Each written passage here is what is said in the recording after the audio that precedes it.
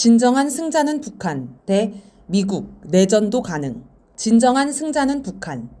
5월 7일 BBC 코리아는 우크라이나 무기조사관이 하르키우에 떨어진 한 미사일을 분석한 결과를 소개했습니다. 그는 미사일 부품에서 한글 지읒을 발견했습니다. 또 112라는 숫자도 찾았는데 이는 2023년의 주체 연호로 추정되며 따라서 이 미사일을 북한 미사일이라고 결론 내렸습니다. 또 미사일에 사용된 전자부품이 최근 몇 년 동안 미국, 유럽에서 제조된 것이며 심지어 2023년 3월 제조된 미국산 컴퓨터 칩도 있었다고 합니다. 북한이 제재를 피해 미국, 유럽산 전자부품을 불법 조달해 몇 개월 만에 미사일을 만들어 러시아 최전선에 보내고 있다는 것입니다. 그의 분석이 사실이면 그동안 미국과 서방의 대북 제재가 무용지물이었다는 것을 자인하는 것입니다. 이를 두고 데이미언 스플리터스 영국 분쟁군비연구소 부소장은 북한이 20년 가까이 강도 높은 제재를 받았음에도 불구하고 여전히 놀라운 속도로 무기 제조에 필요한 모든 것을 확보하고 있다는 점이 가장 놀랍다라고 말했습니다. 북한이 혹독한 제재 속에서도 엄청난 무기 제조 능력을 갖췄다는 것을 인정한 발언입니다. 영국 싱크탱크 왕립합동군사연구소의 북한 전문가 조지프 번 선임연구원은 여기서 진정한 승자는 북한이라면서 북한은 러시아에 중요한 도움을 제공했고 이는 큰 영향력을 가져다 줬다라고 말했습니다. 미국과 서방의 제재를 뚫고 러시아를 중요하게 도와주고 큰 영향을 줄 정도로 성장한 북한이 우크라이나 전쟁에서 진정한 승자라고 평가한 것으로 보입니다. BBC는 전쟁으로 인해 전 세계를 향한 수출 창구가 북한에 제공된다는 점이 더 큰 문제라고 분석했습니다. 미들베리 국제연구소의 제프리 루이스 박사는 앞으로 북한이 중국, 러시아, 이란 블록에 속한 국가들에 미사일을 대량 공급할 것으로 예측했습니다. 북한이 중국, 러시아, 이란 등 전 세계 반미 국가들에 영향을 미치고 있는 것으로 보입니다. 북한 붕괴로는 우스운 얘기. 네덜란드 출신 한반도 전문가로 해외 매체에 북한 관련 기사를 쓰고 있는 가브리엘라 베르날 박사는 5월 1일 세계일보와의 대담에서 북한 정권이 살아남지 못할 것이라고 말하는 것은 우스운 얘기다 라며 북한 붕괴론을 비판했습니다. 미국의 많은 전문가는 북한 붕괴라는 환상에 빠져 있습니다. 빅터 차 미국 전략국제연구소 한국석좌는 북한 붕괴로 한반도 통일이 갑자기 찾아올 것이며 통일에 대비해야 한다고 주장합니다. 브루스 베넷 미국 랜드 연구소 선임연구원은 군부의 반란으로 북한이 붕괴될 것이라고 줄기차게 이야기하고 존 볼턴 백악관 국가안보회의 전 보좌관도 북한이 내부적으로 붕괴할 것이라 주장했습니다. 한국도 다르지 않습니다. 윤석열 대통령은 2023년 1월 27일 통일부 업무보고에서 통일은 갑자기 올 수 있으니 준비된 경우에만 그것을 실현할 수 있다 라고 말했습니다. 위에 미국 전문가들과 비슷한 생각을 하는 것입니다. 그러나 베르날 박사는 북한 붕괴를 정면으로 비판했습니다. 그는 북한의 리더십에 관해 흔들림 없을 것이라고 답변했습니다. 미국은 북한 정권 붕괴를 기다리고 있지만 그럴 가능성이 없다는 것입니다. 또 북한은 고난의 행군 시기와 같은 극한의 기근도 이겨냈다라며 소련이 무너졌고 공산주의가 무너지고 있었다.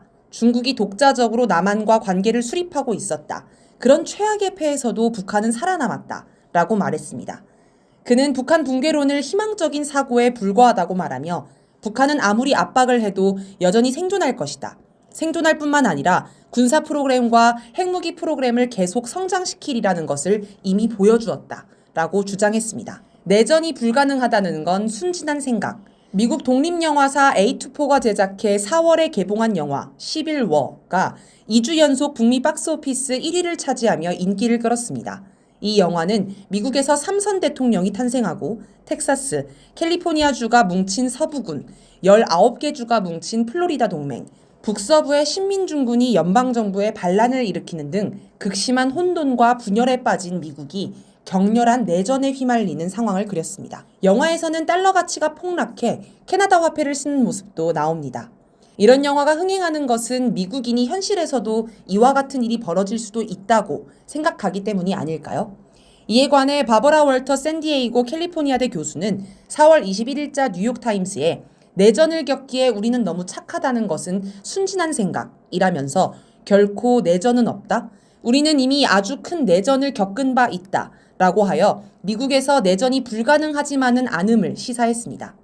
2021년 1월 6일 바이든의 대선 승리를 부정하는 트럼프 지지자들이 미국 국회의사당을 점거하는 초유의 폭동이 발생했습니다. 이 사건을 두고 미국이 사실상 내전에 빠진 것으로 보는 사람들도 있었습니다. 트럼프는 지속해서 선거 불복을 주장하며 폭동을 선동했습니다. 당시 미국 성인 가운데 3분의 1 이상이 바이든 대통령의 당선이 적법하지 않다고 생각하고 있었습니다. 3년이 지난 후에도 후폭풍은 여전합니다. 트럼프 전 대통령은 폭동 당시 국회의사당에 가길 원했음을 스스로 인정했다고 미 의회 전문 매체 더 힐이 5월 1일 보도했습니다. 트럼프의 생각은 지금도 당시와 변함이 없음을 알 수 있습니다. 트럼프와 바이든은 대선을 앞두고 연일 강도 높은 발언을 이어가고 있습니다. 트럼프는 자신이 11월 대선에 이기지 못하면 미국 전체가 피바다가 될 것이라고 주장하고, 바이든 대통령은 정치적 폭력 위협이라며 국회의사당 폭동의 재발을 원하느냐라고 성토했습니다. 국회의사당 폭동이 실제 재현될 가능성도 있습니다. CBS 1월 여론조사에서 전체 응답자의 51%는 대선 패배가 평화적으로 수용될 것이라고 답했으나 49%는 폭력이 있을 수 있다라고 답했습니다. 다음 대통령이 누가 되든지 미국은 극심한 혼란에 빠질 수 있는 것입니다. 최근에는 미국 대학가를 중심으로 팔레스타인 이스라엘 전쟁을 두고 반전 시위가 확산하고 있습니다.